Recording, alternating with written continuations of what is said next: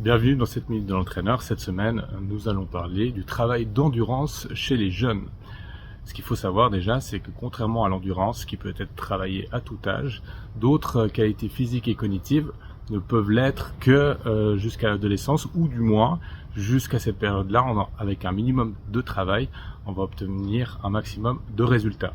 C'est pourquoi on va privilégier plutôt d'axer nos entraînements jusqu'à cet âge-là, jusqu'à cette période-là, sur de la vitesse, du travail de coordination, de différenciation.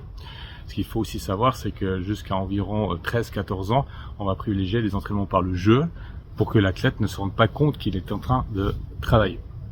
Il est évident que ça ne fera pas de mal de travailler de l'endurance avec des jeunes, mais ça ne doit en aucun cas être ta priorité. Tu pourras le faire, encore une fois, par le jeu, comme par exemple des balles brûlées, des balles assises, des balades de camp et j'en passe, libre à votre imagination pour trouver des jeux qui vont faire courir ces enfants plus ou moins longtemps avec plus ou moins de pauses.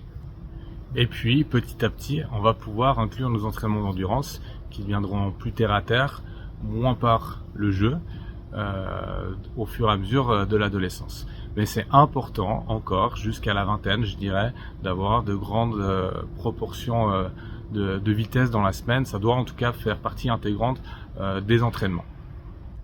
Puis arrivé à la quinzaine, on va pouvoir gentiment augmenter le nombre d'entraînements, 4 puis 5 par semaine, d'année en année.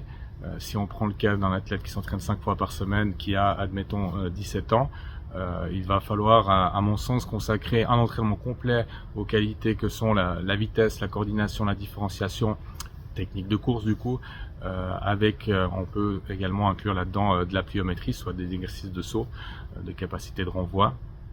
Puis le reste de la semaine va pouvoir être composé de un entraînement d'endurance fondamentale, un entraînement de seuil, un entraînement de force et un entraînement de VO2. Si on choisit ce schéma-là et qu'on travaille avec un mésocycle, admettons, de 4 semaines, avec une semaine basse, une moyenne, une haute et une de récupération, il va être important dans la semaine basse et de récupération d'enlever une intensité et de la remplacer par une endurance fondamentale.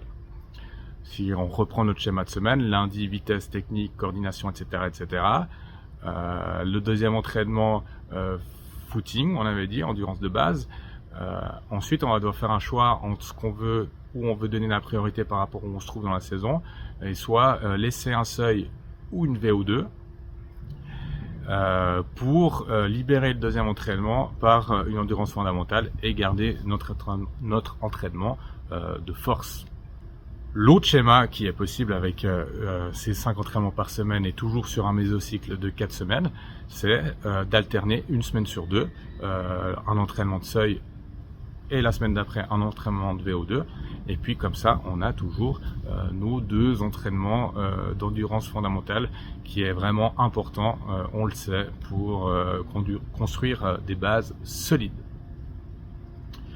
Voilà, j'en ai maintenant terminé avec ce sujet de l'endurance chez les jeunes. Si tu as des questions, comme toujours, laisse-nous un commentaire et on se fera un plaisir de t'y répondre.